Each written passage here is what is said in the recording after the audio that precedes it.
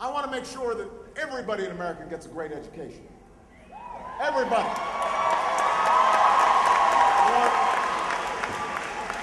Education was the gateway of opportunity for me. It was the only reason I'm standing here. Yeah, I wasn't born to wealth or fame, but I got a great education. Same thing for Michelle, same thing for a lot of you. It's the gateway to the middle class. And so, again, we don't just talk the talk, we walk the walk. We took on a system that was sending billions of dollars to banks and lenders in the student loan system. We said, why do we need middlemen? Let's give the loans directly to students. We can help keep interest rates low. We can provide more Pell Grants. That's what we've been fighting for.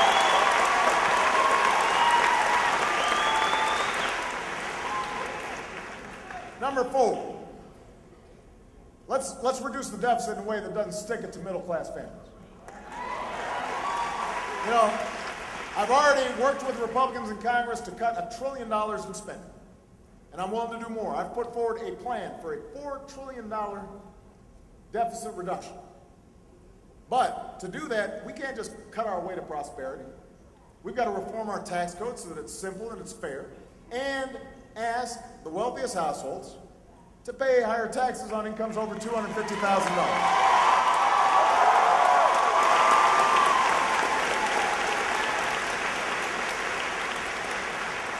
To go back to the same rate we had when Bill Clinton was president. When we created nearly 23 million new jobs and the biggest surplus in history, and a whole lot of millionaires to boot. Now, in fairness, my opponent has a plan too when it comes to taxes. But as President Clinton said, it doesn't have any arithmetic. You know, they're trying to sell the idea that you can somehow lower our deficit by spending trillions of dollars more on tax breaks for the wealthy.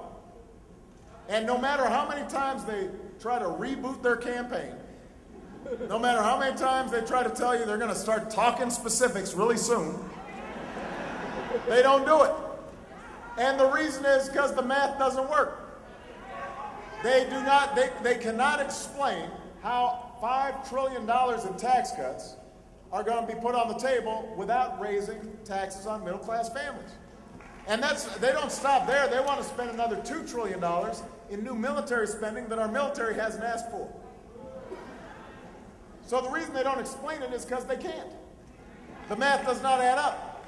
So if they go around, as they have in Ohio, with some board behind them with the numbers, saying how it's a moral obligation to reduce the deficit, just ask them, well, explain us how the numbers work. Because they don't. They don't have a deficit reduction plan.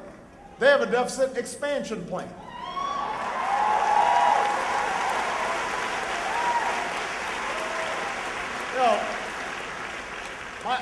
Governor Romney may think it's fair that somebody who makes $20 million a year like he does should pay a lower tax rate than a teacher or an auto worker who makes $50,000.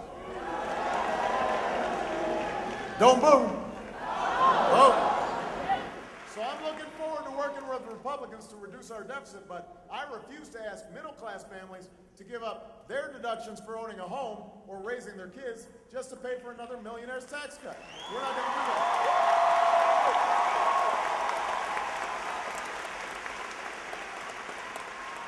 I refuse to ask all the students here to pay more for college or to kick children off of Head Start programs so I can take a tax break that we don't need.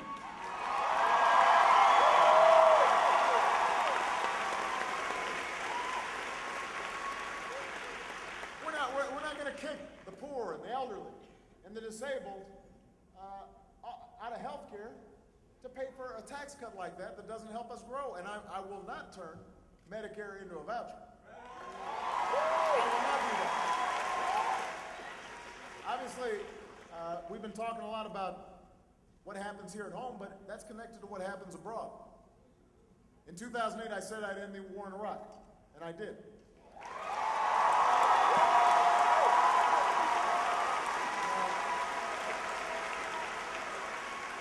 I said that we'd wind down the war in Afghanistan in a responsible way, and we are.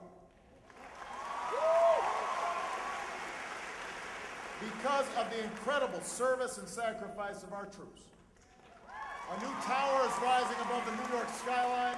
Al-Qaeda is on the path to defeat. Osama bin Laden is dead.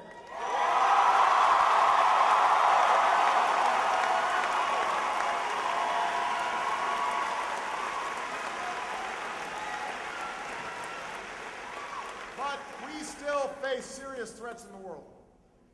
And that's why so long as I am Commander-in-Chief, we are going to maintain the strongest military the world's ever known.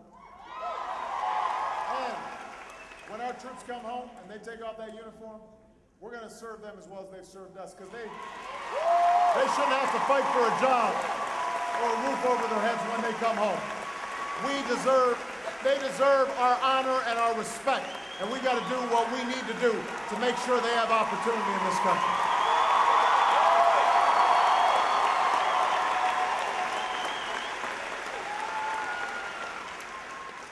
But even on foreign policy, my opponent has a different view. He said it was tragic the way I ended the war in Iraq. He still hasn't explained how he'd end the war in Afghanistan. I have and I will. And what I've also said is I'm going to use some of the money that we're no longer spending on war to pay down our debt and to put more people back to work, rebuilding roads and bridges and schools and runways. Because after a decade of war, it's time to do some nation building right here at home. That's what we're going to start fighting for.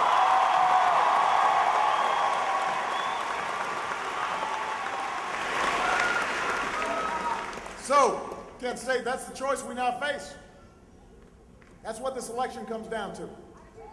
You know, the other side, they like to tell you, and they're going to spend a whole lot of money. They get these $10 million checks from these people who can afford to write $10 million checks, and they're going to run ad after ad telling you that bigger tax cuts, fewer regulations, that's the only way to go. They're going to tell you that since government can't do everything, it should do almost nothing. Their basic theory is if you can't afford health care, hope you don't get sick. You have some companies polluting the air your children are breathing. Well, you know, that's the price of progress. If you can't afford to go to college, borrow money from your parents. You know, that's not who we are. That's not what we're about. Government can't solve every problem, but it's not the source of all our problems either. You know, just like, we have this kind of politics where we pretend that somebody out there is to blame, you know, welfare recipients, or corporations, or unions, or immigrants, or gays. That's not how this country works. Here in America, we believe we're all in this together. We believe America only works where we accept responsibility for ourselves, but we accept responsibility for the country and for each other. That's how we create opportunity. That's how we create possibility. We understand America's not about what can be done for us, but what can be done by us together as one nation and as one people.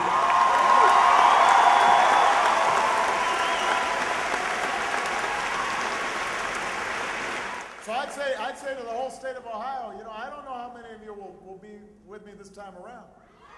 But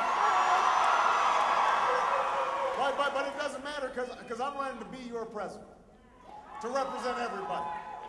I'm not fighting to create Democratic jobs or Republican jobs. I'm fighting to create American jobs. I'm not fighting to improve schools in red states or blue states. I'm fighting to improve schools in the United States of America.